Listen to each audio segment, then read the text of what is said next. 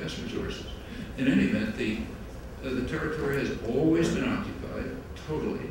And recall Israel's pretext for the 56-67 wars, namely interfering with our access to the outside world is a justification for war.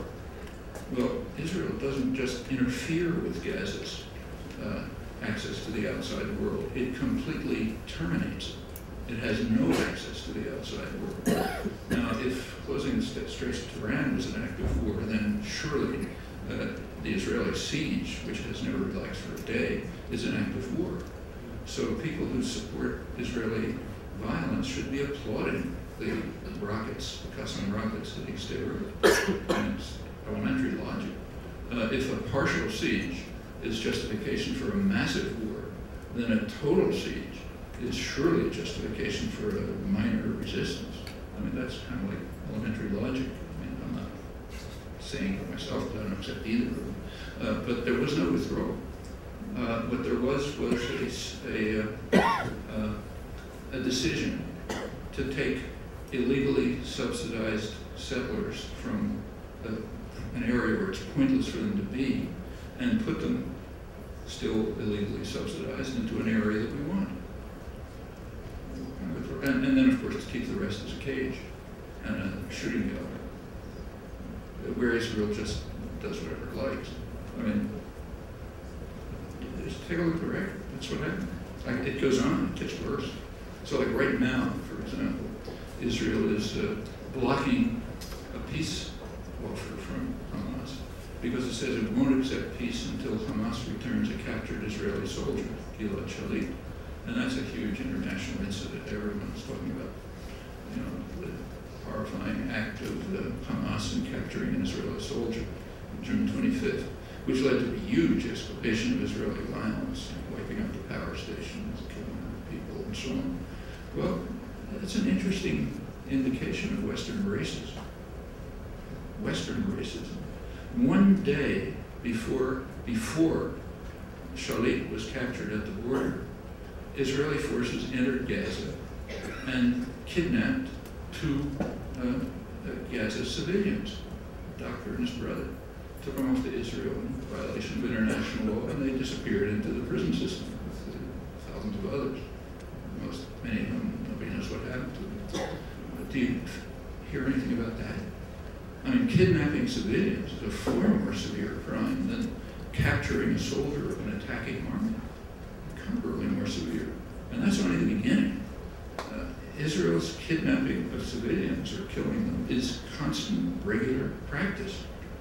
Like on the front pages now, you read about the terrible Somali pirates. Right? There's a whole story there, which I won't go into.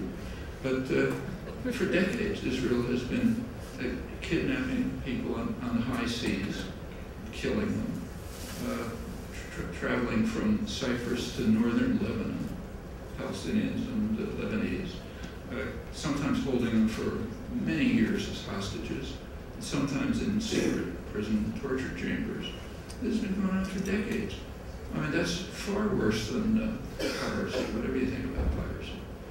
But again, Western racism puts everything in its own category.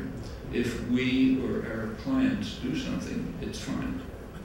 If someone we don't like does something that's like a minute fraction of that, and the world's coming to an end. So I would simply urge that what you said is understandable. That is the almost universally accepted position. It just doesn't happen to have a particle of truth. There's a record, you can check. A couple of weeks ago in Turkey, President Obama said something along the lines of basically reaffirming the U.S. commitment to a two-state solution and saying that U.S. commitment to a two-state solution in Israel and Palestine, and basically saying that Israel had agreed to it previously at Annapolis in the roadmap process. This was obviously a harsh rebuke to Al Gore Lieberman, who had said a few days earlier Israel was not bound by Annapolis. And this isn't a politically popular issue, which is going to score the president political points. I mean, why do you think he is taking on the upper echelons of the Israeli government at such an such an international stage unless he's planning on doing some kind of. Well, first of all, Obama was reiterating Bush's words. It's, everybody can very happily say, in fact, the first Israeli government to agree to a two-state solution was Netanyahu in 1996, the guy who's now back in the right. Up until then, the Labor government, which was in charge, Peres, our hero, said there will never be a Palestinian state, period. When the right-wing government came in, they recognized that we might as well produce the words and keep people off our backs. So like Obama, or Bush, they pronounce the words two-state solution. But they don't tell you where the Palestinian state is.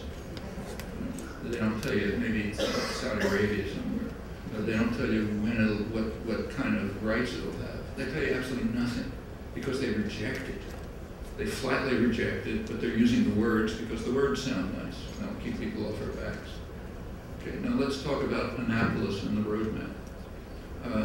The United States objects to it. Avigdor Lieberman, the new foreign minister, did say that Israel is not bound by the Annapolis Agreement because the Parliament, the Knesset, never signed it. He's correct, never did. He did say that Israel is committed to the roadmap, just as you said. That's what Obama reiterated. Are they committed to the roadmap? No. Sharon, who was prime minister, signed the roadmap, but he immediately added 14 reservations, which completely eliminate its content. And the U.S. backed that. So both the U.S. and Israel reject the roadmap. Okay. In fact, about the only public mention of that fact in the United States that I've seen is in Jimmy Carter's book on Israel, Peace or Apartheid, whatever it's called. And it's kind of interesting that in all of the reviews of his book denouncing for this and that, nobody mentioned that there is one novel observation in it, not known to everybody who pays any attention to this, namely that Israel and the U.S. rejected the roadmap. And he has an appendix in which he lists the reservations. You can look it up. So in fact, Israel and the United States reject the roadmap explicitly. Annapolis was vague talk.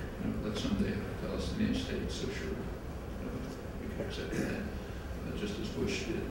I should mention Netanyahu's actual words, not his, but as Minister of Information in 1996 when he came into office, and that was the first Israeli administration to recognize the possibility of a Palestinian state.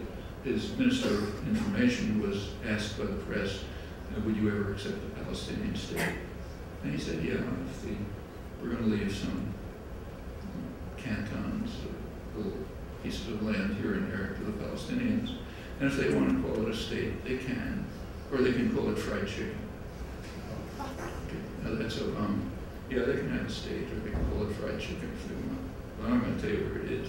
And I'm going to continue rejecting the one concrete plan, namely the international consensus, even when I praise it. So he praised the Arab League plan, but eliminated its call for a two-state settlement because that had specifics about where it is, namely in the occupied territories, meaning the U.S. doesn't accept that. So, But why did he call out Lieberman on the international because the United States doesn't like Lieberman. I mean,